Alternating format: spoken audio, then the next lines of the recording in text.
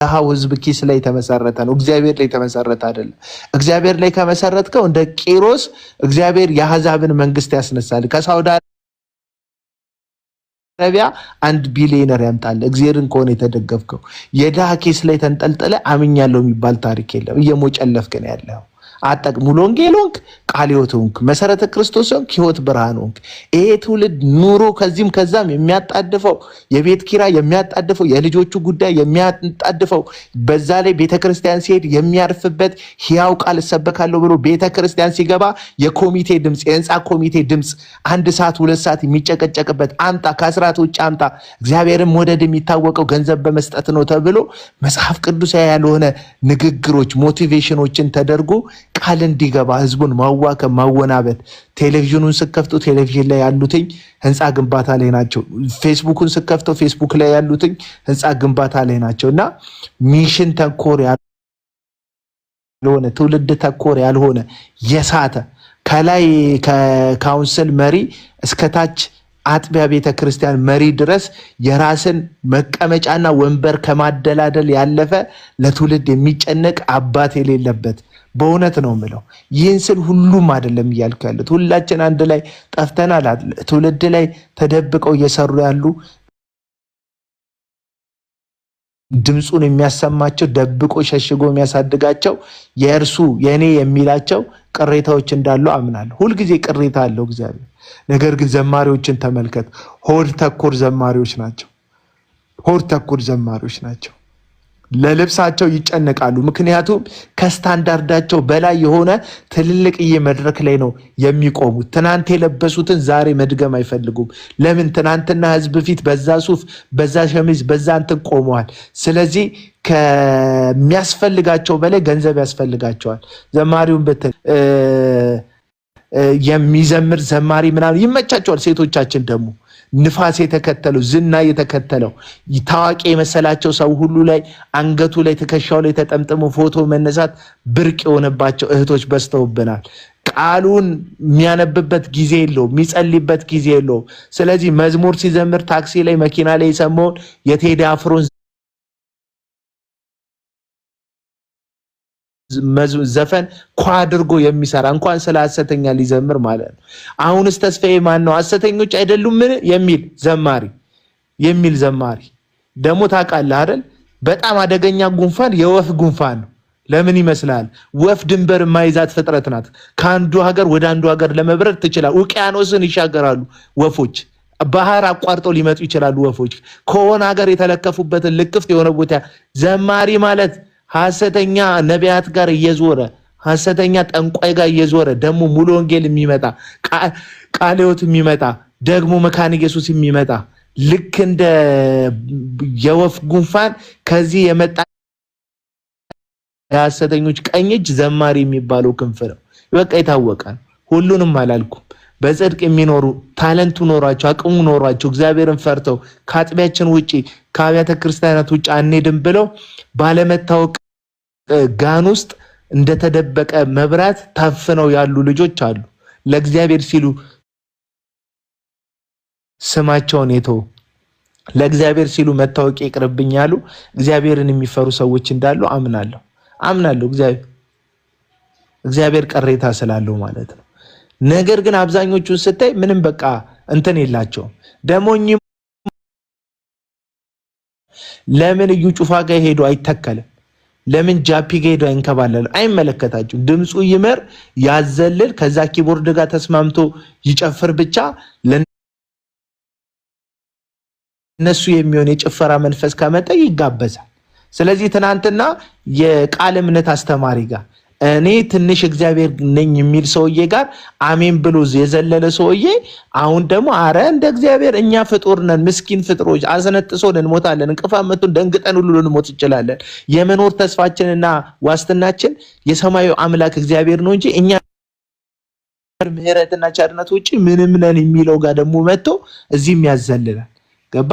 ልክ የለውም።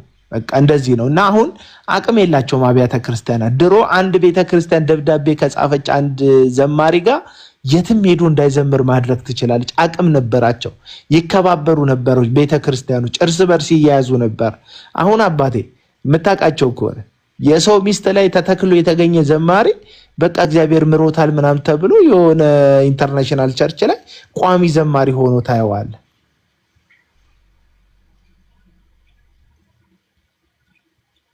አሁን ስለማያውቀው የምናብ ሰውዬ እየተከራከረኝ ነው።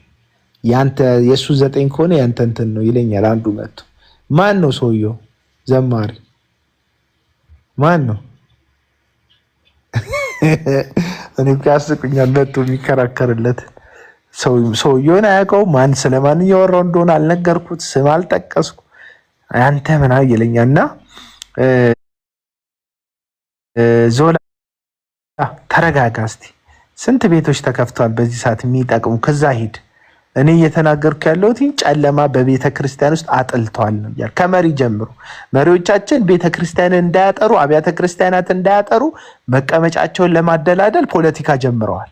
ትናንትና ለጽድቅ ቆሙለት የሚሉን እውነት ትተው ዛሬ በየሐሰተኛው ቤት ፎቶና ቪዲዮ ቀረጻ ላይ ይዘዋል።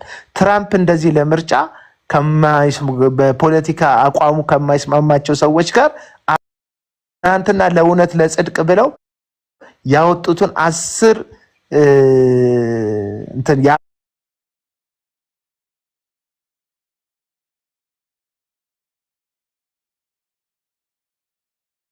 አቋም መገለጫ የሻረ አካሄድ ዛሬ ይሄዳል። ለምን? ለስልጣን፣ ለጊዜያዊ ስልጣን ተብሎ ማለት ነው። በጣም ነው የሚያሳዝነው።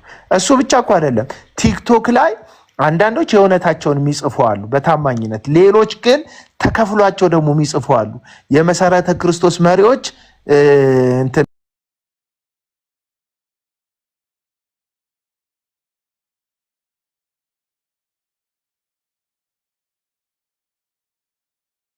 እንደዚህ ናቸው ብለው ይናገራሉ።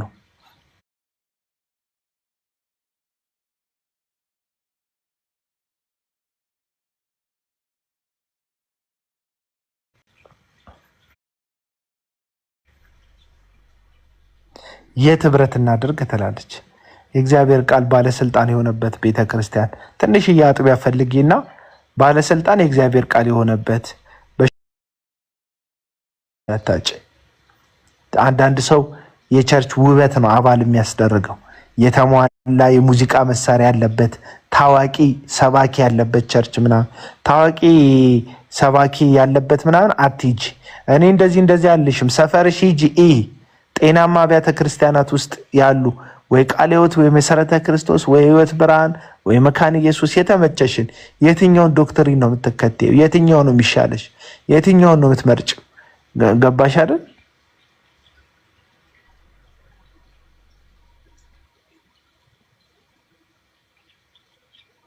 እና ቤተ ክርስቲያን መሪዎቿም የስልጣን ልፊያ ላይ ናቸው። አጥቢያ መሪዎቹም ናፍቆታቸው ከዛ ቤተ ክርስቲያን ወጥተው እንዴት አጠቃላይ የቤተ ክርስቲያኒቱ አጠቃላይ ዋና ጸሐፊ፣ ምክትል ጸሐፊ የሚሆኑበትን ፖለቲካ ነው የሚሰሩት። ዘማሪዎች ለክርስቶስ ኢየሱስ እንዘምራለን ከማለት ይልቅ ዝናው ላይ፣ ፖስታው ላይ ነው ትኩረት የሚያደርጉት። የሚሰጡት ፖስታ ላይ፣ የሚቀበሉት ፖስታ ላይ ማለት ነው። ይሄ ደግሞ እንደ ሀገርም የኢኮኖሚ ጫናም ይመስለኛል። ማትዬ እኔ ኢኮኖሚ ጫና አይመስልም?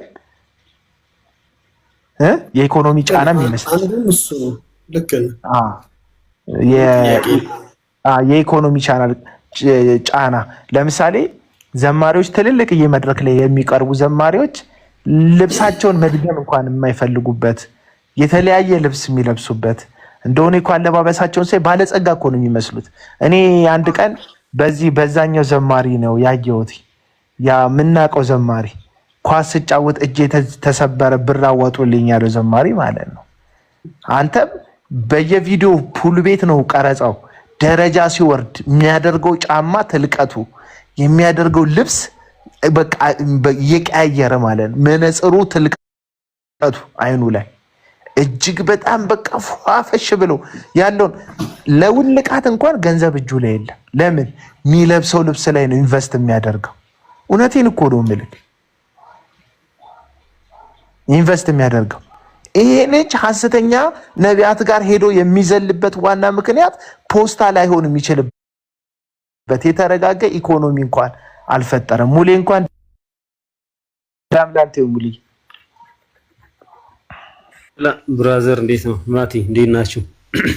አለን እግዚአብሔር ይመስገን። አለን ሙሊ እንዴት ነው? ሰላም ነው? ሰላማችሁ ይብዛ። አለንና ይሄ እንዳልከው አንደኞቹ የሐሰተኞች ቀኝ እጅ ተብሎ ሊጠቀሱ የሚችሉት ዘማሪዎች ናቸው በሚለው እስማማለሁ። በዋናነት ግን ህዝቡ ነው የሐሰተኛ ቀኝ እጅ፣ የኢኮኖሚ ምንጫቸው፣ ማስታወቂያ የሚሰራላቸው፣ የሚሳደብላቸው፣ ፕሮቴክት የሚያደርጋቸው፣ ፕሮሞት የሚያደርጋቸው እከሌ ጋ ሂድ እያለ በጥንቆላቸው ተማርኮ በመተታቸው ተስቦ በውሸት በሚያቀርቡት ተአምራት ተደሞ ሌሎችም እዛ ቦታ ላይ ሄደው እንዲሸወዱ እንዲበሉ እጅግ በጣም የአንበሳውን ድርሻ ለሐሰተኞች ቀኝ እጅ የሚሰጠው የህዝቡ ነው ብዬ ነው ማምነው። እንዳጠቃላይ ህዝቡ ስለ ግን ገብቷላ ብዙሃኑ ማለት ነው።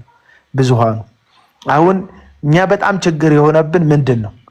ከታች ያለው ህዝብ እንዲነቃ፣ እንዳይበላ፣ ጌታውን እንዲያመልክ፣ ነፍሱን እንዳያጣ፣ በትምህርት ስህተት በመፈገምገም ውስጥ ወጥቶ ጌታን እንዳይክድ፣ መጨረሻ ላይ ኤቲስት እንዳይሆን፣ ከነዚህ ሰዎች አዳራሽ ውስጥ ሲሄድ ታምራት ተስፋ አድርጎ ምልክት ተስፋ አድርጎ ቤቱ ሲወሰድበት ንብረቱ ሲወሰድበት ተስፋ ከውስጡ ሲሟጠጥ መጨረሻ ላይ እግዚአብሔር የለም እነዚህ ሰዎች እንዲህ ያደረጉ ሚኖሩ ምናምን ወደሚል ምሬትና ተስፋ መቁረጥ እንዳይሄድ። ምክንያቱም አብዛኛውን ህዝብ በእግዚአብሔር ቃል ላይ የተተከለ ህይወት ያለው ህዝብ አይደለም። የሐሰተኞች ትልቁ ቀኝ እጅ የሚሰጠው ህዝቡ ነው። አብዛኛውን በቃሉ ቢተከል ኖሮ መጽሐፍ ቅዱስ እንደሚል ቀድሞ በጥንት በእስራኤል መካከል ሐሰተኛ ነቢያት ነበሩ፣ አሁንም በእኛ መካከል ሐሰተኛ አስተማሪዎች አሉ ብሎ ጴጥሮስ የተናገረው መጽሐፍ ግልጽ ነው። አቡና ማውራት አይጠበቅበትም፣ ሙለታ ማውራት አይጠበቅበትም፣ ማቲ መናገር አይጠበቅበትም። ማንም ሰው አያስፈልገንም እዚህ ምስክር። ምክንያቱም የእግዚአብሔር ቃል ጥንትም ሐሰተኞች እንዳሉ አሁንም እንዳሉ ምልክታቸው የበግ ለምድ የሚለብሱ መሆናቸው፣ ገንዘብ ወዳድ መሆናቸው፣ ራሳቸውን ማበልጸግ እንደሚፈልጉ፣ በእርኩሰት ላይ እርኩሰትን የሚደርቡ እንደሆኑ፣ በአምላክ ስም የሚዋሹ እንደሆኑ፣ ትንቢታቸው ምልክታቸው ሐሰት እንደሆነ እያንዳንዱን ነገር መጽሐፍ ቅዱስ ስለነዚህ ሰዎች በትንተና ነግሮናል። የእግዚአብሔር ቃል ላይ ያልተመሰረተው ህዝብ ምልክቱን እንኳን ቢያይባቸው ምልክቱን ስለማያውቀው በእነሱ ለመሸወድ በጣም ቅርብ ነው። ገባ? አጋንንት ወጣ፣ ስለዚህ እግዚአብሔር አለ እዛ ቸርች ይላል መጽሐፍ ቅዱስ። በስም አጋንንት አውጥተናል ያሉትን፣ በስም ታምራት አድርገናል ያሉትን እውነት እላቸዋለሁ አላወቅኳችሁም ይላቸዋል ማቴዎስ ምዕራፍ 7 ላይ። እነዛ ሐሰተኛ ነቢያቶች ናቸው። በክርስቶስ ኢየሱስ ስም የዋሹ ሐሰተኛ ነቢያት በስሙ አጋንንት አስወጥቷል፣ በስሙ ምልክት አድርጓል፣ በስሙ ታምራት አድርጓል። ታምር ማድረግ የእውነተኝነት ምልክት አይደለም። የእውነተኝነት ምልክት እንዴት ነው? ሰውየው ነው በቪኤት ሲሄድ የምታየው ሰውዬ እኮ ቪኤት ይገባኛል ብሎ ስለሚያስብ እንዳይመስል በቪኤት የሚሄደው መጀመሪያውንም ገንዘብን የሚያፈቅር የገንዘብ አምላኪ ስለሆነ ነው። መጽሐፍ ቅዱስ ላይ ያሉ አባቶቻችን ያለኝ ይበቃኛል ማለትን አውቅበታለሁ ብለው በይበቃኛል ስሌት ነው ዘመናቸውን ያሳለፉት፣ ህይወታቸውን የቃኙት፣ ኑሯቸውን የመሩት። ጳውሎስ ማግኘትን አውቃለሁ ማጣትን አውቃለሁ የሚለው ቃል ዛሬ የሚሻር ቃል አይደለም። ለምንድን ነው ይበቃኛል ብለን የማንኖረው? ምን በላው ካለን፣ ምንኖርበት ካለን፣ የምንለብሰው ካለን አሁን ጨምረን ይበቃናል ቢባል መኪና ካለን ለምንድን ነው እርካታ የሚያጡት ብሎ አይጠይቅም ሰውየው። እርካታ ለምንድን ነው ሰዎቹ የሚያጡት? አንተ እነሱን ለመሆን ትሞክራለህ፣ እነሱ ግን እርካታ የላቸውም። የ2025 ቪኤት መኪና ገዝተው የ2026 ሞዴል ሲመጣ እጅግ ላይ ያለው ስልክ እንደሚያረጅብህ አንተ አይፎን 30 ይዘህ እንደሆነ አይፎን 40 ይዘህ እንደሆነ አዲሱ ሲመጣ እጅግ ላይ ያለው አሮጌ እንደሆነ እንደሚሰማ፣ ባዶነት እንደሚሰማ፣ ይሄ የቴክኖሎጂ ተጽዕኖ ነው። አንተው ጋር ያለው ተጽዕኖ እነሱ ጋር በመኪና ደረጃ አለ። አንተ ጋር ያለው ተጽዕኖ ይሄ ሁሉ አይበቃኝም የሚለው ተጽዕኖ በቤት ደረጃ አለ። ቤት ገዝቶ አይጠግቡም። ለምንድን ነው መጽሐፍ ቅዱስ ላይ ያሉት ሐዋርያት እንደዚህ አይነት ሌክዠሪ ህይወት ያልኖሩት? እድሉን ስላልነበራቸው ነው። እንዳይመስል እንዳትሸወድ። እንደውም በዛ ሰሞን መጽሐፍ ቅዱስ እንደሚናገረው ሐዋርያት ሥራ ምዕራፍ 8 ላይ ሲሞን የሚባል በአስማቱ ሰማርያን ያስደነቀ ሰው ፊልጶስ የሚባለው ወንጌላዊ ወደ ሰማርያ ወርዶ ወንጌልን ክርስቶስን ከሰበከላቸው በኋላ ህዝቡ ሁሉ ጌታን መቀበል ፈልጎ ባለበት ጴጥሮስና ዮሐንስን ጠራቸው። እጅ በመጫን መንፈስ ቅዱስን እንዲሞላቸው ማለት ነው። ሐዋርያ ስለሆኑ ጠራቸው። በጠራቸው ጊዜ እጅ ሲጭኑ ሰዎች በመንፈስ ቅዱስ ሲሞሉ በኃይል ሲታጠቁ የእግዚአብሔር ክንድ ሲያጎበኛ ሲሞን እንደዚህ አላቸው። በአስማቱ የሰበሰበውን ገንዘብ ተስፋ አድርጎ እኔ የምጭንበትም ሰው እንዲሞላ እኔ የምጭንበትም ሰው መንፈስ ቅዱስን እንዳድለው ስጡኝ በገንዘብ አላቸው። ጴጥሮስ ምን አለ? እድሉን ያገኘው ጴጥሮስ አዎ ከኛ እጥፍ 10 እጥፍ አሁን ያለ ሐዋርያ ቢሆን ምንድን ነው የሚሆነው የሚለው? የኔ 10 እጥፍ በአንተ ላይ ይመጣል ነው የሚለው። ሚሊዮን ብር እሰጥሃለሁ ቢለው ባለሀብቱ ስጠኝ ይህን ጸጋ ገንዘብ እሰጥሃለሁ ሲል ይሰጣል። ደፋሮች ናቸው። ያልተመለከትክም? ስደተኛው አሁን የተሰደደው አሜሪካ በረዶ ላይ ጀላቲ ሰርቶ ያለው ጄፒኤስ ጄፒኤስ የሚባለው ግለሰብ ስደተኛው ሽማግሌ የላከው ሰውዬ ማለት ነው። እሱ ሰውዬ ተመልከት። እኔ ካህን ነኝ አለ አለው ወንድም አለ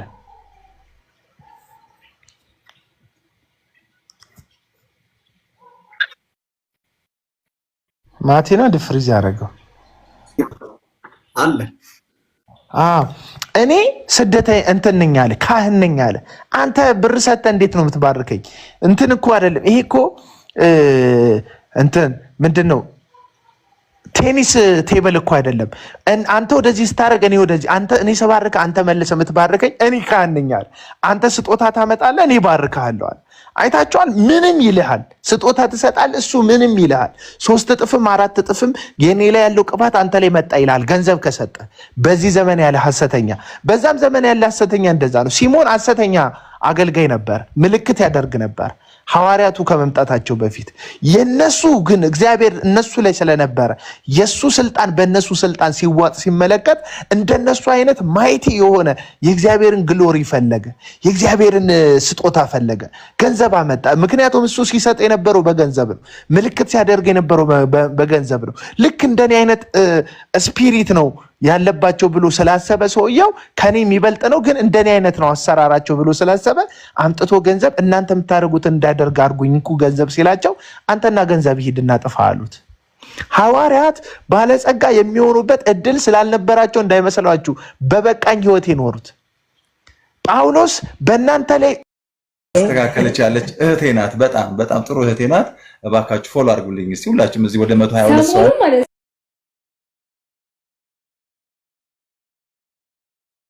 ትምክቱን እንዳይወስዱበት ወንጌል ሲናገር ሰተንክ የለ ብለው አፍ እንዳይዘጉበት ሐዋርያዊ መብቴ ሲሆን የሚያበራየውን በሬ አፉን አትሰር የሚለውን ቃል የሚያውቀው ጳውሎስ እያበራየን ቢሆን ግን ከማበራየው ነገር ላይ አልወስድም ሰርቼ እበላለሁ አለ።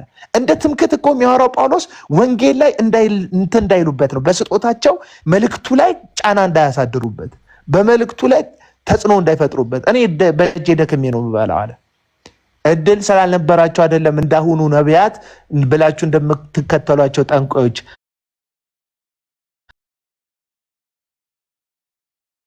በቃኝ ያሉት እያስተማራቸው መምህራቸው ኢየሱስ ሲከተሉት ምንም አልነበሩ ሲከተላቸው። አባቱ ግን ከሱ ጋር ነበር። አብ ከኔ ጋር ነው አለ ኢየሱስ። በመከራም ጊዜ አባቴ ከኔ ጋር ነው አለ ኢየሱስ። ጌታ ከኔ ጋር ነው አለ ኢየሱስ። ተልኬ ነው አለ ኢየሱስ። የተላከ ደግሞ የላከው ፕሮቫይድ ያደርገዋል። የተላከ ከሆነ እውነተኛ የተላከ ሰው የላከው ፕሮቫይድ ያደርገዋል። ራሱን ፕሮቫይድ አያደርግም። ቴክኒክ እየተጠቀመ የሰዎች ገንዘብ ውስጥ፣ የሰዎች ኪስ ውስጥ፣ የሰዎች ፋይናንስ ውስጥ፣ የሰዎች ትዳር ውስጥ እየገባ ትዳር እያፈረሰ ህይወት እየበጠበጠ ኑሮ እያተራመሰ ገንዘብ አይሰበስብም። የተጠራ እውነተኛ የተጠራ አምላኩን የሚያውቅ የተተከለ በግንዱ ላይ ቅርንጫፍ ሆኖ የሚኖር የሚያፈራ የሰላም ህይወት ያለው ሰው ማለት ነው። እውነተኛ ሰው እንደዛ አያደርግም። ሐሰተኞቹን በምን ትለዩዋቸዋላችሁ? ገንዘብን ይወዳሉ። እኔ ነኝ ያልኩት ወይ? አይደለም። ሐዋርያው ቅዱስ ጴጥሮስ በሁለተኛ መልእክቱ ምዕራፍ 2 ላይ ሲናገር እንደዚህ አለ፣ ገንዘብን በመውደድ እና በእርኩሰት ይራቡባቸዋል። ገንዘብን ይወዳሉ። እነዚህ ሰዎች አምላካቸው ገንዘብ ነው። ስለ ገንዘብ ስናወራ ደግሞ ገንዘብ አያስፈልግም ከሚል ሜንታሊቲ ወይም እኔ ገንዘብ እኮ አልፈልግም በሚል አይደለም እያወራው። ሁላችን ገንዘብ እንፈልጋለን። ስለ ገንዘብ ምንም ጥርቅር፣ ስለ ገንዘብ ጥቅም እናወራ ብንል ሁላችንም እኩል እናወራለን። ገንዘብ አያስፈልግም አይደለም እያልኩ ያለሁት ወገኖቼ። ገንዘብን ማምለክና ገንዘብ አስፈላጊ ነው ብሎ መጠቀም የተለያዩ ጉዳዮች ናቸው። ኢየሱስ ለሁለት ጌቶች ልትገዙ አትችሉም አለ። ለሁለት ጌቶች ሲባል ሰይጣን የሚጠራ ነው የሚመስለው እኮ አይደለም። ለገንዘብና ለእግዚአብሔር አለ። ለገንዘብና ሰው መዝገቡ ባለበት በዛም ልቡ አለ። ልብህ ያለው መዝገብ ባለበት ነው። መዝገብህ ያለው ባንክ ቤት ከሆነ ባንክ ቤት ነው ልብህ ያለው። እነዚህ ሰዎች ልባቸው መዝገባቸው ባለበት በዛ ስለሆነ ሁሌ የሚነግሩ ስለ ብልጽግና ነው። ድሃን እንዴት እንደሚጠሉ፣ ድሃን እንዴት እንደሚንቁ ተመልከታቸው። ይባል ግለሰብ በለው ምናምን እያለ ገመሰው ኖባዲ የነበረ ሰው በሆነ ምክንያት ብቻ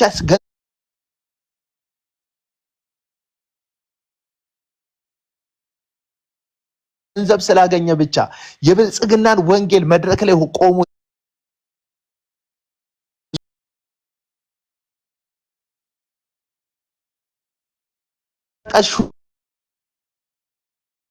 ሹመኛ 2-3 ቤት ሲኖረው ያልሰረቀ ሹመኛ ስልጣን እኩል እያለው ያልዘረፈ መሬት አስተዳደር ሆኖ አምላኩን ፈርቶ መሬት በህገወጥ መንገድ ያልሸጠ ያልሰጠ ገንዘብ በድርድር ያልበላ በጽድቅ የኖረ ሰው ልጆቹን የመንግስት ትምህርት ቤት ያስተምራል። ያ ትልልቅ የፓላስ ኖሮት ይሄ ለምን ዳ ሆነ? ይሄ እግዚአብሔርን ስለሚፈራ ነው። እድል ስላጡ አይደለም ሐዋርያት በመጠን ኑሩ የሚል ትምህርት ያስተማሩት። እድል ስላልነበራቸው አይደለም እነ ጳውሎስ በልክ የኖሩት።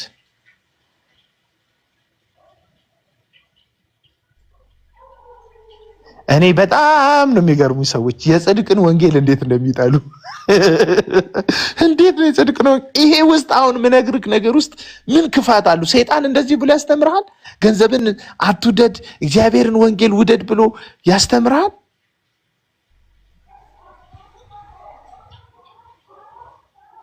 አንተ እዚህ ቤት ውስጥ እኔም ብቻ ነው መናገር የሚቻል ሙለታ ምናምን የምትሉ ሰዎች ትቦለካል።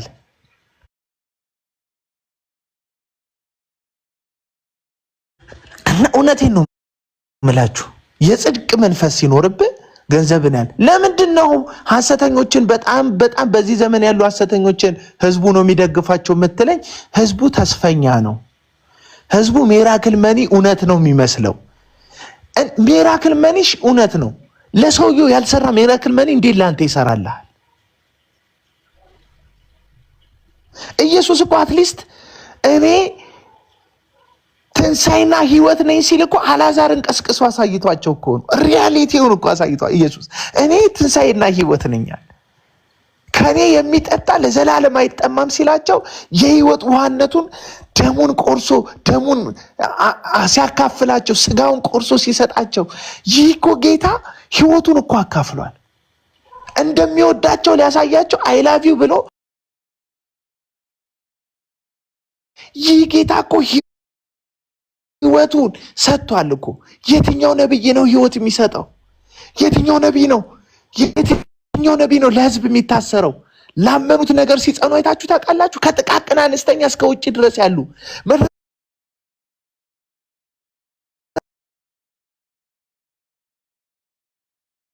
መታሰር የማይፈልጉ እንደ የእግዚአብሔር ሰዎች እነ ዮሐንስ እኮ ላመኑበት ነገር አንገታቸውን እኮ ለካራ ነው አሳልፈው የሰጡት። እነ ጳውሎስ እኮ ላመኑበት ነገር ተቀልተዋል ወገኖቼ።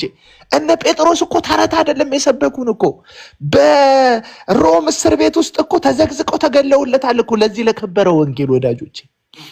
እነዚህ ቅንጦት የሚያኖራቸው ወንጌል መንገድ ላይ ተለውጧል ወይ? ጳውሎስን ያሰቀለ ወንጌል ዛሬ ይህን ሰውዬ ሀብት ማማ ላይ የሰቀለው ወንጌል ባህሪውን ቀይሮ ነው ወይስ እኛ ዘመን ላይ ሲሆን ይሻሻላል? ወንጌል የሚሻሻል ከሆነ የመለኮት ሐሳብ አይደለም ማለት ነው። መለኮት ሐሳቡን አያሻሽልም። ሰማይ እኮ አልተሻሻለም ወዳጆቼ። ሰማይ ቀለም እኮ አልቀየረም ወዳጆች፣ ምክንያቱም ከመለኮት የወጣ የእግዚአብሔር ሐሳብ ስለሆነ። የእግዚአብሔር ሐሳብ አርጅቶ አይቀየርም። እግዚአብሔር ሐሳብ አይቀየርም። ሐሳብ የሚቀይር ከሆነ እግዚአብሔር ራሱን እያሻሻለ የሚኖር ሙሉ ያልሆነ አካል ነው እያላችሁ ነው። እግዚአብሔር ሙሉ ነው። እውቀቱም ፍጹም ነው። ማንነቱ ፍጹም ነው። አምላክነቱ ሙሉ ነው። ጌትነቱ ሙሉ ነው። አይማርም። ምክንያቱም አዲስ እውቀት ለእግዚአብሔር የለም። እግዚአብሔር አዲስ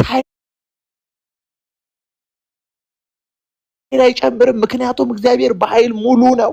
እግዚአብሔር አዲስ ማንነት አይጨምርም። እግዚአብሔር ምክንያቱም በቃሉ እኔ እግዚአብሔር አልለወጥም ብሏል። አይለወጥም። እግዚአብሔር አይሻሻልም። እግዚአብሔር ክርስቶስ የሰጠው ለሐዋርያት የሰጠው ወንጌል መንገዱ የሚቀየር ከሆነ እኛ ጋር ሲደርስ ጳውሎስን ያስጨነቀ ጳውሎስን ከዓለም ያስጠላው ዓለም እንዲጠላው ያደረገ እነ ጳውሎስን ኢየሱስን እንዲሰቀል ያደረገ እንዲሞት ያደረገ ኢየሱስ እኔን አይቀበሉኝም እናንተንም አይቀበሏችሁም ያሉበት ያ የጽድቅ ወንጌል ዛሬ እንዴት ይሻሻላል ወዳጆቼ? እንዴት ይሻሻላል? እኔና እናንተ ኮምፕሮማይዝ አድርገን ለጽድቅ መኖር ከብዶን ኃጢአትን መጸየፍን ጠልተን ዓለምን ወተን ቸርች ውስጥ ዓለምን አስገብተን ምንሰባበከው በዓለም ልክ ዲና ወዳጆቿን የወንድሞቿን ጥላ ወጣ የከተማ ሴቶች ውበት ፈልጋ የከተማው ወንዶች አስነውሯት ማንነቷን እንዳጣች ሌሎቹን ወንድሞቿን አደጋ ውስጥ እንደጣለች ከተማን ፍለጋ ዓለምን ፍለጋ ቤተክርስቲያን ወጣ ዓለም ላይ ተሰጥታለች እንጂ የእውነት ወንጌል እንዴት ይሻሻላል ወዳጆቼ? ይሄ እኮ የጽድቅ ድምጽ ነው፣ የንዴት የቅናት ድምጽ እንዳይመስል። እዩ ጩፋ የሆነ ቬት ስለነዳ ተናድጄ እንዳይመስል። ዮናታን አክሊሉ የሚባል ቀባጥሮ አዳሪ ዋሽቶ አዳሪ ቃል አሳምሮ አዳሪ የሆነ የላይፍ ስኬት ውስጥ ስለገባ ቆርጭሜበት እንዳይመስል። አይደለም። አንተ ክርስቶስ ኢየሱስ ሞቶልህ ሳለ ይሄ የሞተልህን ደሙን ያፈሰሰልህን በቀራንዮ መስቀል ላይ ከአምላክነት ሰውነትን ባዶነትን መርጦ ራሱን ያዋረደልህን ጌታ ተጠቅመው እየዋሹ ስለሆነ ነው ምነግርህ። አለቀ። እየተዋሸህ ነው ወዳጅ፣ እየተዋሸክ ነው። ያንተ ወንጌል ሰማይ ናፍቆቱ ያደረገው ወንጌል ነው። ለዚህ ነው ብዙዎች የክርስቶስ ኢየሱስ መስቀል ጠላት ሆኖ ተነስተዋል አለ ሐዋርያው ቅዱስ ጳውሎስ ሲናገር። ሆዳቸው አምላካቸው ነው፣ ክብራቸው በኖራቸው ነው፣ ሐሳባቸው ምድራዊ ነው ወዳጆቼ። ፋይናንስን መበርጠስ ምናምን የሚል ኮንፈረንስ እናዘጋጅ እየተናገርን ያለነው የእግዚአብሔር ልጅ የክርስቶስ ኢየሱስ ወንጌል ለእኔና ለአንተ ገንዘብና ለማስገኘት ነው እያለን ነው አይደለም። ከእግዚአብሔር ጋር ህብረት እንድናደርግ ነው፣ ዘላለማዊ እንድንሆን ነው። ዓይን ያላየው ጆሮ ያልሰማው እግዚአብሔር ለሚወዱት ያዘጋጀው በሰው ልብ ያልታሰበውን ያንን የእግዚአብሔርን ተስፋ ያንን የክብር ሐሳብ እንድናይ ነው። ያ አብርሃም የሚባለው ሀብታም የነበረ ገንዘብ የነበረው መንገደኛ ሁሉ እያስገባ የሚያስተናግደው ሰውዬን አስቡት። አብርሃም አቅም ነበረው። ነገስታትን ድል ነስቶ ያውቃል፣ ማርኮ ያውቃል። በጣም ባለጸጋ ነው አብርሃም። መጽሐፍ ቅዱስ ግን ስለሱ ሲናገርለት እንደዚህ ይላል ስለሱ ሲናገር መጽሐፍ ቅዱስ እግዚአብሔር የሰራውን በእጅ ያልተሰራውን እግዚአብሔር የሰራውን ከተማ ትኩር ብሎ አይቷልና አብርሃም ምን አለ? በእምነት ከሩቅ ተሳለመው አለ። ማን? ሰው ያልሰራውን እግዚአብሔር መሰረቱ ያደረገውን ከተማ ስለተመለ አብርሃም በድንኳን ውስጥ የኖረበት ሚስጥር እግዚአብሔር የሰራውን ያንን ድንቅ ከተማ ስለተመለከተ ነው። ወዳጆቼ ምንድነው አሁን እየተመለከትን ያለ ነው በየቸርቻችን? ምንድነው እየተመለከትን ያለ ነው በየቸርቻችን? ወንድሞቼ እናቶች ልመናዬን ስሙ። ጳውሎስ አሁን እንኳን በእንባ ነግራቸዋለሁ አለ። የምር በእንባ ልንገራችሁ። ምኞቴና የድምፄን ሲቃ ስሙ። ምንድነው ትኩረታችን? ምንድነው አይነን ስትጨፍን የሚታይ? ቢሊየነርነት ነው እሱ? የውሸት ስብከት ነው? ወንጌል አይደለም። እሱን ለማግኘት ከፈለክ የዳዊት ድሪምስ ሞቲቬሽናል ስፒከር ውስጥ ግባና ስማ። የሆኑ ቲክቶከሮች አሉ ሞቲቬት የሚያደርጉ ገንዘብ ስለመስራት 24 ሰዓት የሚያወሩ። እነሱን መስማት ፕራክቲካል ለሆነ ገንዘብ ማግኘት ይጠቅማል። ስማቸው። ወንጌል እውነትን ልንገር፣ ወንጌል ሰማያዊ ነው። ወንጌል ዘላለማዊ ነው። ወንጌል የእግዚአብሔርን ከተማ መናፈቅ ነው። የሚመጣ ጌታ አለ፣ በክብር የሚመለስ ጌታ አለ፣ የእግዚአብሔር ልጅ አለ፣ የድል ጌታ አለ፣ አሸናፊው አለ። ለዚህ ነው የጳውሎስ ሲናገር ትንሣኤ ከሌለማ በከንቱ ደክመናል አለ። በከንቱ ትንሣኤ አለ ወዳጆቼ፣ ከሞት በኋላ ህይወት አለ። ያ ነው የወንጌል ድምፅ። የወንጌል ድምፅ ስለዚህ ምድር አይደለም። ለዚህ ነው ጠላት ሆኖ ተነስቷል፣ የመስቀሉ ጠላት ሆኖ ተነስቷል ካለ በኋላ ምን አለ የእግዚአብሔር ቃል ሲናገር? የመስቀሉ ጠላት ሆኖ ሆዳቸው አምላካቸው ነው፣ ክብራቸው በኖራቸው ነው አለና ሀሳባቸው ምድራዊ ነው ብሎ አይደለም ያዕቆብ።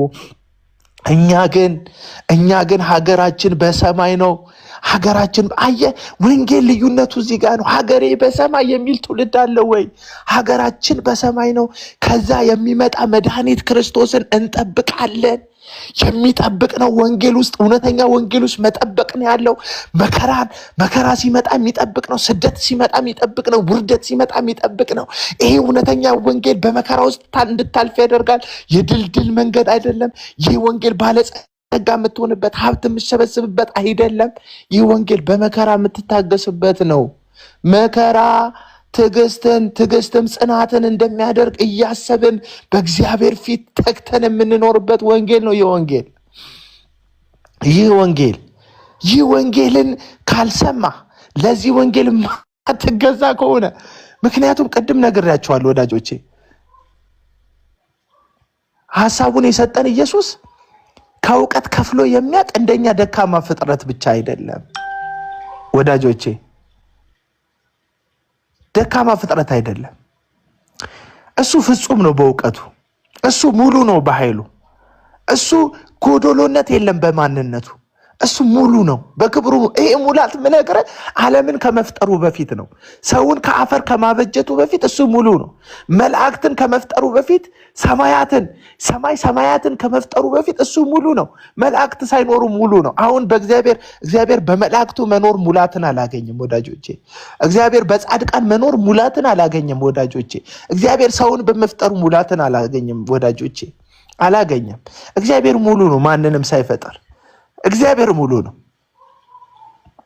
አብ ሙሉ ነበር። እግዚአብሔር ሙሉ ነበር። ወልድ መንፈስ ቅዱስን ይወደው ነበር። መንፈስ ቅዱስ አብና ወልድን ይወድ ነበር። እግዚአብሔር አምላክ ሙሉ ነበር።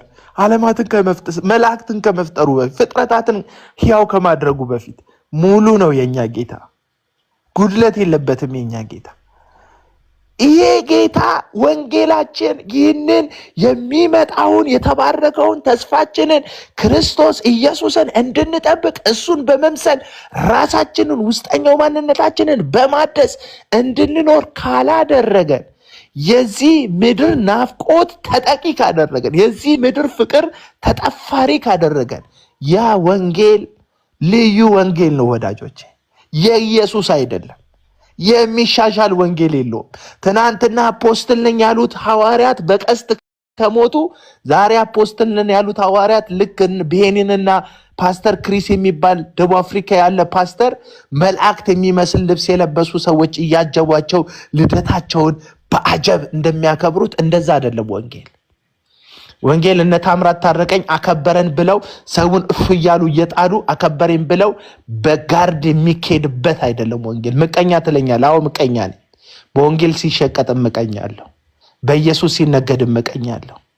በጌታዬ ስም ሲዋሽበት ምቀኛለሁ። አዎ ምቀኛ ነኝ። ደስ የሚለኝ ስም ነው ምቀኝነት። ምቀኛ ነው ስሜ። አቤል አቡና ምቀኛው በሉኝ። አቤል አቡና ምቀኛው። የምመቀኘው ግን በሚለብሱት ልብስ አይደለም፣ በአምላኬ ስም በወንጌል ስም ምስኪን ድሃዋን መበለቷን በማጭበርበራቸው ነው። ሰውን የራሳቸው ባሪያ በማድረጋቸው ነው። በእግዚአብሔር አምሳል እንዲኖር የተፈጠረውን ፍጥረት የነሱን ጫማ እንዲልስ በማድረጋቸው ነው። አለቀ በቃ። እና ህዝቡ ማቲ ትልቁ የአንበሳውን ድርሻ ይወስዳል። የሐሰተኞች ቀኝ እጅ በመሆንና እንዳላሰለቸው ወንድሜ ሙሌም ስላለ ሀሳብ ስለሚኖረው እሱ ይቀጥልና እያወራህ ነው። አቤላ ድምጽ ታፍኗል። ወንድሜ ሙለታም ሀሳብ ስለሚኖረው ሀሳብ ይንሸራሸር።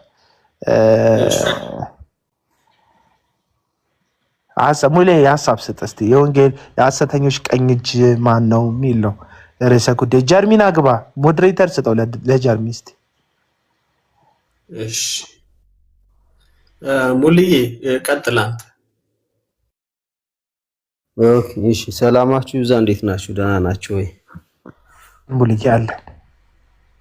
ሐዋርያው ጳውሎስ በሁለተኛው ቆሮንቶስ ላይ በጣም ብዙ ነገር እንደሚደርስበት ከተናገረ በኋላ ከውስጥም ከውጭም በሁሉም ስደት እንደሚበዛበትና ብዙ ችግሮችን ከዘረዘረ በኋላ ከነዚህ ችግሮችን በላይ ግን ዕለት ዕለት ምን ግድ እንደሚለው ይናገራል።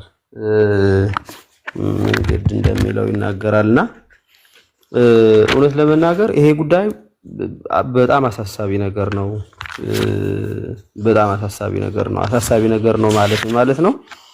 የአብያተ ክርስቲያናት ጉዳይ፣ የቸርች ጉዳይ፣ የአማኞች ጉዳይ በጣም አሳሳቢ ነው። ስለዚህ ይሄንን ግድ የማይለው ሰው እንግዲህ ምናልባት ከየት እንደተቀዳ ከየት እንደመጣ ልክ ጌታ ኢየሱስ ክርስቶስ እንዳለ ጌታ ግልጽ በሆነ መንገድ የቤትህ ቅናት አቃጠረኝ ተብሎ በብሉይ ኪዳን በመዝሙረ ዳዊት ላይ የተጻፈውን ጌታ ኢየሱስ አንተን የነቀፉበት ነቀፋ ወደቀብኝ የሚለውን ወስዶ ልክ ያ የጸሎት ቤት ቤተ መቅደሱ ሲበላሽ ጅራፉን እንዳነሳ አክቹሊ አንን ጅራፍኛ በፊዚካል በሆነ መንገድ ጅራፍ ላናነሳ እንችላለን፣ ግን ልንጋደል ይገባል። መጽሐፍ ቅዱስ ይሁዳ እንዳለው አንድ ጊዜ ለቅዱሳን ፈጽሞ ስለሰጠች ሃይማኖት እንድንጋደል እንደነገረን ያ ማለት ምን ማለት ነው? ሐሰተኞች ጋር መተናነቅ ማለት ምን ማለት ነው? እውነቱን መግለጥ ነው፣ ሌላ ነገር አይደለም። አንዳንዴ ምናልባት ፈራለው እኔ በራሴ መንገድ የምገልጽበትን መንገድ ምናልባትም ስለ ሐሰተኞችን የምናገርበት መንገድ ወይም ማስረዳበት መንገድ ስለ ራሴ ሳስብ ማለት ነው ምናልባት በዚህ ጉዳይ ውጤታማ ነን ወይ ስለ ሐሰተኞች በሰራ ነው ነገር የሚለው ነገር ሲታሰብ በትክክል ማስረዳት አልቻልንም ወይ በትክክል መናገር አልቻልንም ወይ ነገርየው ምን ሆነ ምናልባት ወይ እኛን የምንናገረውን ነገር እነሱን ስለነካን ይሁን አሩን ነው ብቻ እኛን ከመጥላት የተነሳ መልእክቱን በትክክል ላለመስማት ምን ገና እንደማወራ ሳልሰማ ወይም አቤል ምን እንደሚያወራ ገና ሳይሰማ ሰው ከታች ስድብ ነው የሚጽፈው ምን እንዳወራው እኮ አልሰማም ምን እንደምል አልሰማምና እንዲሁ አሁን ምን ልልፈልግ ነው ይሄን እየተናገርኩ ያለውስ እንዲሁ በፈቀር ልንለምናቸው እንችላለን እኔ አሁን ቀኝ እጅ ማን ነው ምናምን የሚለው ነገር በርግጥ እኔ ላወራው የፈለኩት ምንድነው ሪሊ የሚከተላቸው ሰው በትክክል ፊት ቢነሳቸው ቢያጡ የድሮ ሐሰተኞች ባይዘወይ በዚህ መጠን አልነበረም ተቀባይነታቸው አሁን ባለው አሁን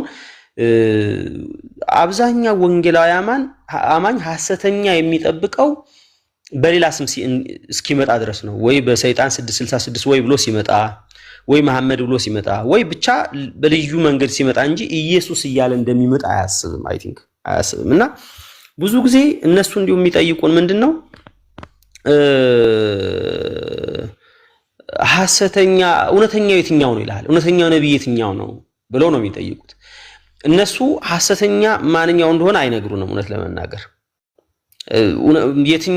የትኛው ነው ሐሰተኛ የሚባል አለ ከጅምሩ አሁን ለአብዛኛው ጴንጤ ባይዘው ወይ ሐሰተኛ የሚባል ነገር አለ እዛው ቤት ውስጥ ማለት ምን ማለት ነው ወንጌላዊ አማኝ በጌታ ስም በኢየሱስ ክርስቶስ ስም አጋንንት እያወጣ በኢየሱስ ስም እያለ አጋንንት እያወጣ በኢየሱስ ስም ትንቢት እየተናገረ ታምራት ምናምን አደረኩ እያለ ሐሰተኛ አለ ብላችሁ ብትሉት ለአብዛኛው ጴንጤ ማለትም ሐሰተኞችን ለሚከተል ሐሰተኛ የለውም ሁሉን ነው የሚቀበላቸው ባይዘው አሁን በእግዚአብሔር ቃል ሚዛን መዝኖ ነከሌ በትክክል በርግጥ ሐሰተኞች ናቸው ከእግዚአብሔር ቃል አንፃር ነከሌ ግን ትክክል ናቸው አይደለም የሚሉት ሙሉን ነው የሚቀበሉትና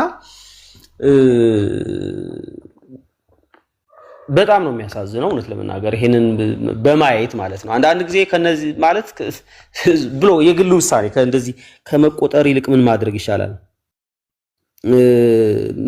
ይሻላል አንዳንዴ ጀስት መቼስ ጌታን አተውም ግን በወጣስ የምትለው ነገር አለ መጠሪያ ይስብተው ላይክ አሁን ለምሳሌ ጴንጤ ተብሎ ጀስት እንደዛ ተብሎ መጠራቱ ምናምን ብለህ እስክታስብ ድረስ ነው እስክታፍር ወንጌል እኔ አክቹሊ አሁን በዚህ ሰዓት ጴንጤ ነኝ ብሎ ወንጌል ለመስበክ መሞከር የምትኮራበት እንትን አይደለም እውነት ለመናገር ይሄን ስል ይቅርታ አድርጉልኝ። የምትኮራበት አይደለም እውነት ለመናገር ብዙ አንገት የሚያስደፋ አለ፣ ብዙ የሚያሳፍር አለ። እውነት ለመናገር አሁን ጴንጤነት የሚያኮራ ነገር አይደለም። እውነት ለመናገር ማለት ስላልተለየ ስለተቀየጠ በእነዚህ ሰዎች ምክንያት ማለት ነው። አመራሩ ስለተበላሸ ከላይ ያሉ የሚመሩ ሰዎች ስላበላሹት በትክክል አሁን እኛንን እኮ ባይዘው ሐሰተኛ እያልናቸው ያለ ነው እንጂ አብዛኛው ጴንጤ እኔ ዝም ብሎ ሰው አሜን አሜን የሚለው ብቻ አይደለም እያልኩ ያለሁት መሪዎች ነን የሚሉ ካውንስሉን በለው የሚመሩን ማለት እንግዲህ ቤተክርስቲያን እየመራን የሚሉ ሰዎች የተቀበሏቸው ያጸደቋቸው ናቸውና ከነዚህ ጋር እኩል አብሮ ተቆጥሮ ጴንጤ ነኝ ማለት ነው ስለናገር የሚያሳፍር ነው፣ አንገት የሚያስደፋ ነው። በጌታ በመሆኔ ክርስቶስን በክርስቶስ በመዳኔ ምኮራ በሆነም በዚህ በድርጅቱ ግን ጴንጤ በሚለው እንትን ግን እውነት ለመናገር ማፍር ይሆናል እንጂ አልኮራ። እውነት ለመናገር ይሄንን ቀና ብለህ ለመናገር ምችል አይደለም እና ምንድነው ምናልባት እዚህ ጋር አንድ ጌታን የሚወድ በሆነ ምክንያት ተታሎ ምናልባትም ባለመመርመር መጽሐፍ ቅዱስ ባለመቀበል ምናልባትም የሚወደው ስም ኢየሱስ ስለጠሩበት የተከተላቸው አንድ ጌታን የሚወድ ሰው ካለና እሱ እየሰማ ከሆነ ከተጠቀመ ብዬ ነው የማወራው። እውነት ለመናገር ብሶቴን ብቻ አይደለም እያወራሁ ያለሁት። አንድ ጌታን የሚወድ ስለዚህ የጌታን ስም በመጥራታቸው ኢየሱስ በማለታቸው ምክንያት ትክክል የመሰሉ ዝም ብሎ መሃል ላይ ጣል እያረጉ ማስክ ለምዱ ባይዘው እሱ ነው የበግ ለምድ ለብሰው ይላል መጽሐፍ ቅዱስ። ለምዱ ክርስቲያን መምሰል፣ ለምዱ ኦሬዲ ጌታን መጥራት ነው። ስለዚህ ኢየሱስ በማለታቸው ምክንያት እውነተኛ የመሰሉት ነገር ግን ጌታን የሚወድ ሰው ካለ በእነሱ የተወሰደ ይሄ ዓለማዊ የሆነ እኔ ባይዘው አብዛኞቹ የሐሰተኛ ነቢያት ደጋፊዎች ልበላቸው ተከታዮች ምን ብዬ እንደምጠራቸው ባላቅም እነዚህ ሰዎች ዓለማውያን ናቸው ማለት ነው። በወንጌላዊ አማኝ ወይ ደግሞ ጴንጤ በሚለው ማዕቀፍ ውስጥ ያሉ ግን ዓለማውያን ማለት ምን ማለት ነው? ዓለም ማለት ምንድነው? የአይን አምሮት፣ የስጋ ምኞት፣ የገንዘብ ወይም ደግሞ የኑሮ ትምክህት የሚለው እሱን የሚፈልጉ የሚያምራቸውን ነገር ማድረግ የሚፈልጉ የሚመኙትን ነገር ማግኘት የሚፈልጉ በኑሮ መመካት የሚፈልጉ ማለት ምን ማለት ነው? ከሌላው ማህበረሰብ በተለየ መንገድ በጌታ በመሆናቸው ከፍ ተደምቀው ምናምን መኪና እየነዱ ልዩነት መፍጠር የሚፈልጉ ናቸው ማለት በቃ ከጎረቤታቸው ለየት ባለ መንገድ የጌታ በመሆኑ ከጎረቤቱ በተለየ መንገድ መኪና መንዳት የሚፈልግ ጎረቤቱ የማይኖረው ኑሮ መኖር የሚፈልግ ጌታን በአጠቃላይ ለገንዘብ ብሎ የተከተለው ዮሐንስ ወንጌል ምዕራፍ 6 ያሉ ሰዎች ጌታ የት ነህ ብለው እየተከተሉት የቆዩት እውነቱ ሲነግራቸው ግን ከ11 ያው 12ኛው ጊዜው እስኪደርስ ድረስ አልሄደም ይሁዳ ከ11 ውጪ ባይዘወይ ጥለውት የሄዱት የሚፈልጉትን ነገር መስጠት እንዳልሆነ ዓላማው ሲረዱ የመጣው ለህይወት እንደሆነ ሲገባቸው እነሱ ለጊዜያዊ መብል ለዓለማዊ ነገር ስለፈለጉ እናንግሰው ብለው ተከትለውት በዮሐንስ ወንጌል ምዕራፍ 6 ይሄዱ ሰዎች ይመስላሉ። እነዚህ አሁን በዚህ ዘመን ያሉ ሐሰተኛ ነቢያትን የሚከተሉ ወንጌላውያን አማኞችን ከዮሐንስ ወንጌል ምዕራፍ 6 ጋር ያሉ ሰዎች ጋር ይመሳሰሉብኛል። ምግብ ነው የፈለጉት በቃ የዓለሙን ነገር ነው የፈለጉት። የዓለሙን ነገር ኢንኬስ ማንኛውም ሰው እኛም እንፈልጋለን። አክቹአሊ ምግብ ስንፈልግ ሰርተን እንደምናገኝ ይገባናል። ስራ እንሰራለን። በትክክለኛ በሆነ መንገድ ጽድቅ በሆነ መንገድ ነው ገንዘብን ማግኘት የምንፈልገውና ስለዚህ ከዚህ በመለየት እውነተኛውን የሆነውን እኔ አሁን በመሰረቱ ጸጋ ስጦታው በራሱ ለምንድን ነው የተሰጠው እንዲሁ እዛው መነጋገሩ ማለት ማቴዎስ ኤፌሶን ምዕራፍ 4 ላይ ያለውን ጸጋ ስጦታዎች የተባሉትን እንዲሁ ለምንድን ነው ጌታ የሰጠው ማለት ወንጌላዊ ወንጌል ይሰብካል። እውነት ለመናገር ወንጌል ሰብኮ ያመጣውን ወንጌል ሰብኮ ያመጣውን አስተማሪው ያስተምራል። መጋቢው ኦሬዲ እረኛ ነው፣ ይጠብቃል፣ ያስተዳድራል፣ ይጠብቃል። ነብዩ ደግሞ ነብይም ኦልሬዲ አስተማሪ ነው። የትንቢትም ቃል እያመጣ ሊያጽናና ወደ ክርስቶስ በአጠቃላይ ጸጋ ስጦታዎች በሙሉ ምንድነው ዓላማቸው ሲባል ወደ ራስ ወደ ሆነው ወደ ክርስቶስ ማሳደግ ዓላማቸው ይሄ ነው። ኢየሱስ ክርስቶስን እንዲመስሉ ሰዎች ማድረግ፣ በተለያዩ የትምህርት ንፋስ እንዳይፍገመገሙ ማድረግ። የጸጋ ስጦታ ዓላማው ሰውን ማበልጸግ፣ ራሱንም ሀብታም እየሆነ የተለያዩ መኪና የተለያዩ ፎቆች እየሰራ 5 ስታር ሆቴል እየሰራ እየገነባ በልጽግ ያለው እናንተም እንድትበለጽጉ ዘንድ ቅድም አቤላ እንዳለው ያ ጂፒኤስ ሄኖክ ነው የሚባለው ሰውየው እንዳለው አምጣን ይባርካለሁ እንዳለ አንተ ገንዘብ እየሰጠህ እሱ እንግዲህ በአዲስ ኪዳን ሁላችንም ካህናት ነን ብለን ነው ምናምነው። እሱ ግን የሚገባው የሚያነበውም ካህን እሱ ነው። እኛ ደግሞ ለካህን በመስጠት በረከትን የምንባረክ ራሱን ከማን ጋር ነው ያነጻጸረው? ከሙሴ ጋር። ሙሴ ነው የባረከው። ሙሴ አክቹአሊ ምን ተቀብሎ እንደባረከ አናውቅም። እውነት ለመናገር ሙሴ ምንድነው ተቀብሎ የባረከው? ምን ተቀብሎ ነው? ራሱን ከሙሴ ጋር ሲያነጻጸር ማለት ነው። እኛ በአዲስ ኪዳን ያለን የንጉስ ካህናት ነን። የእግዚአብሔር መንግስት ካህናት ነን፣ አገልጋዮች ነን። እንዲሁም እሱ ካህን አይደለም። ኢቭን እኛ ካህናት ነን፣ እሱ ግን ካህን አይደለም። እሱ ክርስቶስንም ስለማያውቅ ማለት ነውና ስለዚህ ጸጋ ስጦታ ዓላማው በራሱ ምን ማድረግ ነው?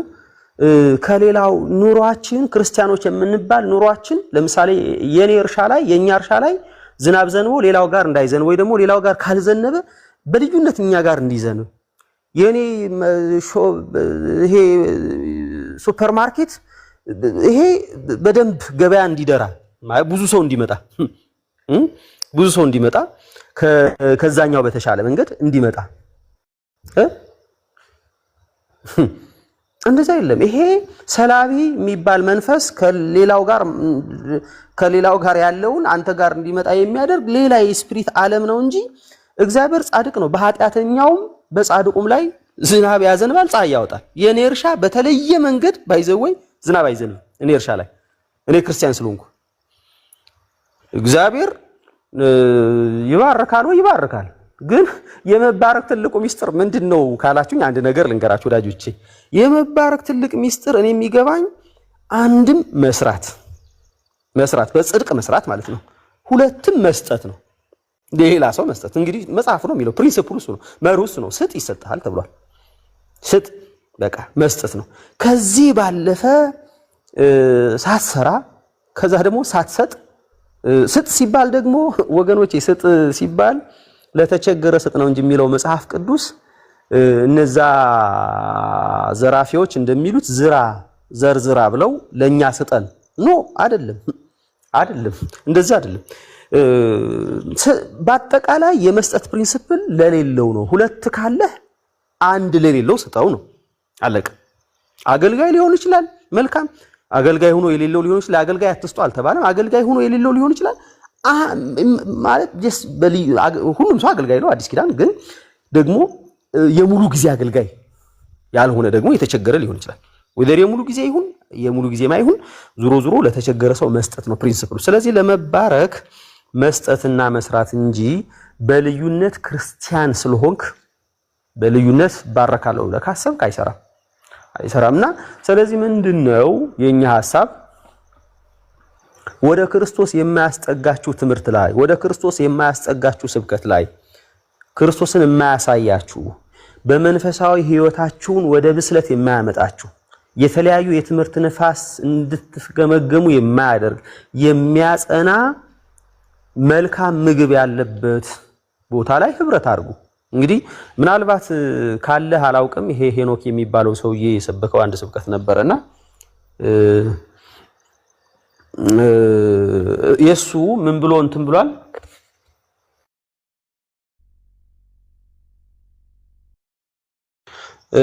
የሄኖክ የሚባለው ሰውዬ ምንድነው ያለው? አንድ ጊዜ በሚያሳዝን ሁኔታ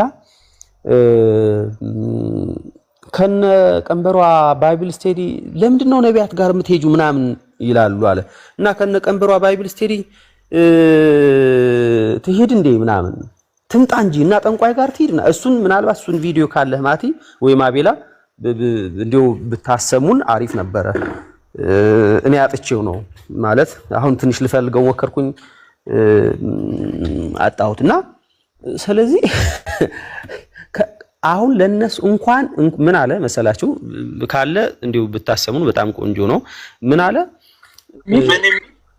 አለ ከነ ቋጠሯ ነው ከነ ምኗ ጋር ባይብል ስቴዲ ትሄድ እንዴ እዚህ ለምን እና ጠንቋይ ቤት ትሄድ ነቢያት ጋር ትሄድ እንጂ ትፈታበት እንጂ ምናምን እያለ እዚህ እንኳን እዚህ እዛ ይሄዳችሁ አይደል እንዴ እዛ የሚለው እንግዲህ እናት ቸርቾች ጋር ማለት ነው እዚህ ለምን መታየታችሁ አትፍሩ ምናምን የሚል ማለት እና ባይብል ስቴዲ ከነ ምኗ ትሄድ ነው ያለው ከነ ቀንበሯ ነው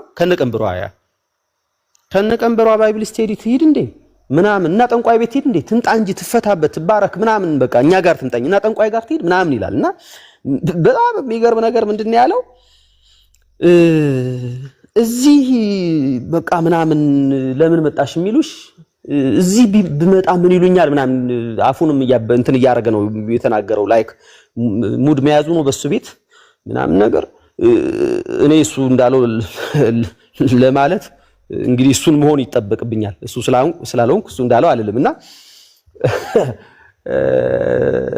እዚህ ለምን መጣሽ ምናምን ይሉኛል ምናምን ታያለሽ እኛ እንኳን እዛ ይሄድሽ ምን ማላልንሽም የሆነ ነገር ማለት ይፈልጋል አይ እዛ አትሄዱ ውስጡ ላይ ያለ ነገር ነው ያወጣው እዛ ስትሄዱ እኛ እንኳን እዛ ስትሄዱ ምን አልናችሁ አለ እዛ ስትሄዱ ምን አልናችሁ እና ምን ልትል ነበር ቃለ ሕይወት በመሄድ ምን ልትለይ ነበር እዛ ስትሄዱ እኮ ምንም አላልናችሁ ማለት እዛ ይሄዳችሁ አይደል እኛ ምን አልናችሁ አለ ምን ልትለኝ ፈለግ ማለት ሄኖክ እንደማሰማኝ አውቃለሁ አክቹአሊ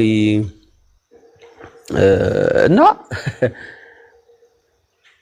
ምን ልትል መሰረተ ክርስቶስ ለሚሄዱ ሰዎች ምን ልትላቸው አሰብክ አያት ይሉ እኛ ጋር ነው ሐሰተኞች ናቸው በርግጥ እያላችሁ ነውና ስለዚህ ምንድነው በግልጽ ጉዳይ እያልን ያለ ነው ወዳጆቼ ክርስቶስን ማታዩበትን እኔ አሁን ይሄን አላችሁ ክርስቶስን ማታዩበትን ወደ እውነት የማትቀርቡበትን ስለ ዘላለም ሕይወት የማይወራበትን ስለ ተባረከው ተስፋችን ስለ ክርስቶስ የማይወራበትን ስለ ክርስቶስ መምጣት ስለ ዳግም ምጽአት የማይወራበትን ምን ትሰራላችሁ ምንም አያረግላችሁ እውነት ነው መነግራችሁ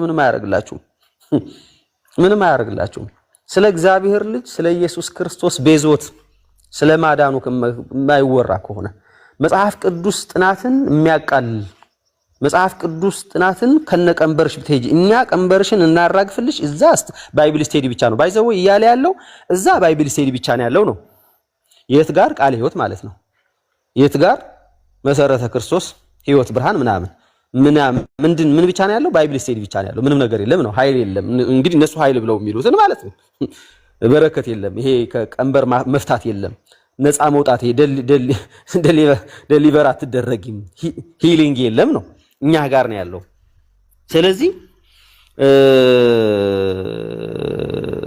ምንድነው በግልጽ እያልን ያለ ነው ወገኖቼ ባይብል ስቴዲ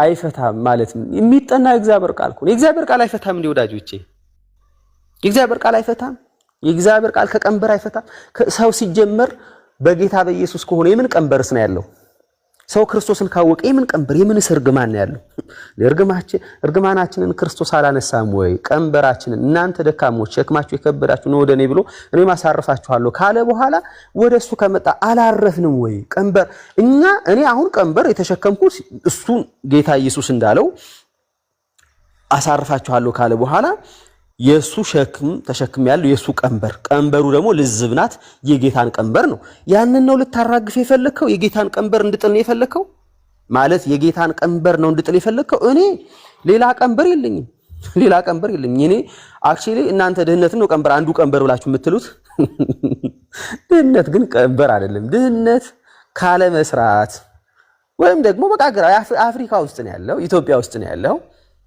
ስለዚህ እንደ ኢትዮጵያዊ በቃ ያንን ድህነት እንግዲህ አብሶሉት ፖቨርቲ እና ሪላቲቭ ፖቨርቲ የሚባል ነገር አለ ስለዚህ በቃ ያንን ኦሬዲ አፍሪካ ውስጥ እና ኢትዮጵያ ውስጥ ያለ ሰው ተመሳሳይ የኑሮ ደረጃ አለው። ያንን ግን ቀንበር አይደለም። በቃ ሰርተህ አሊያም ደግሞ በሌላ መንገድ ቅድም እንዳልኩት በመስጠት መባረክን በዛ መንገድ ልትሰራ ይችላል እንጂ ቀንበር የሚባል ነገር የለንም ነው ወገኖቼ። ቀንበር በጌታ በኢየሱስ ክርስቶስ ኦሬዲ የተወገደ ነው እና እናንተ ቀንበር የምትሉት መጽሐፍ ቅዱስ ቀንበር አይለውም። እንግዲህ እናንተ ድህነትን ቀንበር ካላችሁት አብዛኞቹ ሐዋርያት ድሆች ነበሩ። ስለዚህ ከነቀንበራቸው ነው በድህነታቸው ነው የሞቱት ኢቭን። ስለዚህ ከነቀንበራቸው ነው የሞቱት ማለት ነው። አብዛኞቹ ሁሉም እንጂ ድሆች ነበሩ። አንደኛ ቆሮንቶስ ላይ የዚህ ዓለም ድሆቹን እግዚአብሔር መርጧል መጽሐፍ ቅዱስ ይናገራል። እና ባለጸጋ ሊያደርጋቸው ነው የመረጠው ማለት ከድህነታቸው አውጥቶ ቪላ ቤት ምናምን እንዲሰጣቸው ነው የመረጠው። ያንን ቀንበር ነው ሊያራግፍ የመጣው። ስለዚህ ወዳጆቼ ምንድነው አጭሩ ለማለት የምፈልግ ክርስቶስን የምትወዱ ጌታን የምትወዱ በስተት ግን የጌታን ስም ቅድም ደግሜ እንዳልኩት የጌታን ስም በመጥራታቸው ምክንያት የኢየሱስ ስም በመጥራታቸው ምክንያት እውነት ያላቸው የመሰላችሁ በየዋህነት ምናልባት መጽሐፍ ቅዱስ ባለማወቅ ሊሆን ይችላል፣ አዲስ ክርስቲያን በመሆን ሊሆን ይችላል። በተለያየ መንገድ እዛ ያላችሁ እዛ ማለቴ የት ነው? የእግዚአብሔር ቃል የማይሰበክበት ጌታ ከፍ ብሎ የማይታይበት ሰው የሚሰበክበት ራሳቸው የሚሰብኩ ኦሬዲ በክርስቶስ ነፃ የወጣውን ሰው ነፃ እንዳልወጣ በማስመሰል እኛንን ነፃ አውጪዎች የሚሉ ማለት ነው። እኛንን ነፃ የምናወጣቸው እኛ ገና ነፃ እናወጣቸዋለን፣ እኛ ከእግዚአብሔር ጋር እናገናኛቸዋለን፣ ገና እኛ እንባርካቸው፣ የተባረከው ሕዝብ ገና እኛ እንባርካቸዋለን ከሚሉት ራቁ። እውነት ራቁ። አሁን ነው እድል ያላችሁ ራቁ። ይሄ መጽሐፍ ቅዱስ የነዚህ ሰዎች ባይዘው የነዚህ ሰዎችን ምልክት ለማወቅ ከፈለጋችሁ መጽሐፍ ቅዱስ አንብቡ። ማቴዎስ ወንጌል አንብቡ። ማቴዎስ ወንጌል ምዕራፍ 7 አለ። ሁለተኛ ጴጥሮስ ምዕራፍ 2ን ይሁዳ መልእክትን አንብቡ። እነዚህ የሐሰተኞች ምልክቶቻቸው ምን እንደሆኑ እነማን እንደሆኑ በምን አይነት መንገድ እንደሚሄዱ እነዚህ ሰዎችን አንብቡ። መጽሐፍ ቅዱስ ውስጥ በግልጽ የተቀመጠ ነው። ባይዘው እኔ አንድ ነገር ልበልና ልጨርስ። በጣም በሚያሳዝን ሁኔታ እኔ በዚህ ዘመን ያለ ጴንጤ እነዚህ ሰዎች ከሸወዱት እነዚህ አሁን ማለት እኔ እውነት ለመናገር ምንም የሚታይ እዚህ ግባ የሚባል ተንጀብል የሆነ የሚጨበጥ ተአምር የማያረጉ የሚጨበጥ ምልክት የሌላቸው እኔ 100% እርግጠኛ ሆኜ ለመናገር አንድ በሕክምና የተረጋገጠ ወይም ሜዲካሊ የተረጋገጠ በሽተኛን በትክክል በሆነ ሚራክል በሌላ ፓወርም ያልፈወሱ ማለት ነው። የሚጨበጥ አንድ ቅርብ ጊዜ ማዳን እግዚአብሔር እንደሆነ እናምናለን። እዚህ ቤት ያለን ሰዎች እግዚአብሔር የወደደውን ያደርጋል። ጸሎት እግዚአብሔርን ማስገደጃም አይደለም ፈቃዱን መጠየቂያ ነው ብለን እናምናለን ብዬ አስባለሁ። በአንድነት እዚህ ቤት ያለን ሰዎች ሰሞኑን በመንፈስ ቅዱስ ተጥለቅልቅ ያለው እፍምለው እኔ ጸለይኩበት ውሃን ማንም አይገባበትም የሚለው ሐሰተኛው ታምራት ታረቀኝ ልጄ ተነሳች በሉቻ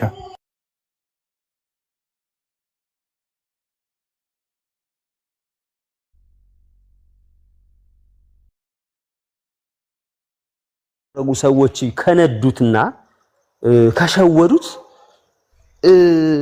ከነዚህ የበለጠው በዛኛው በሚሰራው አንታይ ክራይስት ቢመጣ እንዴት ሊሆኑ ነው? ያ ማለት በጣም ብዙ ድንቅና ተአምርን የሚያደርግ ልክ እንደ ሁለተኛ ተሰሎንቄ ላይ እንዳለ ማለት ነው። በጣም በብዙ ድንቅና በተአምራት የሚመጣውን ሐሰተኛውን ክርስቶስ ቢገለጥ ማለት ከዚህ በላይ ዲሲቭ ማድረግ ማታለል የሚችሉ በድንቅና በጥልቁ አሰራር ድንቅና ተአምራትን ማድረግ የሚችሉ ሰዎች አክቹሊ ድንቅና ተአምራትን ማድረግ በራሱ የእግዚአብሔር ሰው ስለመሆንህ ማረጋገጫ አይደለም። ሙሴ ሲያደርገው የነበረውን በሙሉ እነማን ሲያደርጉ ነበረ? ከሙሴ ጋር የነበሩ የግብጽ ጠንቋዮች ያደርጉ ነበረ። ያ ስምዖን ጠንቋዩም ሰማሪያ ላይ የነበረውን ሰውም እነ ፊልጶስ ያደረጉትን የነበረው በጥንቁልና በጣም ሲያስረግጥ ነበር። አስረግጦ ሲሰራ ሲያሳምናቸው ነበርና ያ የፈርዖን ጠንቋዮች። ስለዚህ እንዲሁ በጣም የሚታይና የሚጨበጥ ድንቅ የሚያደርግ ሰው ቢመጣ እንዴ ለመልክ ምን ያህል ሰው ይቀር ነበር? እኔ እንጃ ባይዘው ምን ያህል ሰው ነው የሚቀረው? እኔ እፈራለሁ በእውነት ማለት ኢየሱስ እያለ ግን በጣም የሚጨበጥ ኢየሱስ እያለ ኢየሱስ ብቻ ስሙን ይጠራል። ከዛ ግን የሚያስተምረው ትምህርት የሳሳት ትምህርት ነው የሚያስተምረው። ምድር የሚሸተው ነው የሚያስተምረው። ኦልሬዲ ወንጌል ማለት መበልጸግ ነው። ወንጌል ማለት መባረክ ነው። ድህነት ኃጢአት ነው። ድህነት አለማመን ነው። በጌታ አለመሆን ነው እያለ ከእግዚአብሔር ሐሳብ ውጪ እየሰበከ የተንሻፈፈ ወንጌል እየሰበከ ግን ደግሞ እውርን የሚያበራ ከሆነ ወይ ደግሞ አንካሳውን የሚያዘልል ከሆነ እንዴ እኔ አንድ ሰው የሚቀር ማለት በጣም ለምልክት የእግዚአብሔር ቅሬታዎቹ ጥቂት ሰው ብቻ የሚቀር ይመስለኛል። አብዛኛው ሰው የሚፈልስ ይመስለኛል። እና ስለዚህ ምንድነው እያልን ያለ ነው? እነዚህ ሰዎች ሊሸውዷቸው አይገባም። እንዲሁም እነዚህ ሰዎች የሚያደርጉትን ባይዘወይ ሌሎች ሃይማኖቶች በሙሉ የሚደረጉ ናቸው ማለት ምን ማለት? እንዲሁም አይ ዶንት ኖ በቃ ማለት እኔ በነበርኩበት ቤተ እምነት ውስጥ እምነት ተብሎ አፈር ነገር ይቀባል፣ ጸበል ተብሎ ምናምን ነገር ይደረጋል። ከዛ ሰዎች ተፈወስኩ ይላሉ።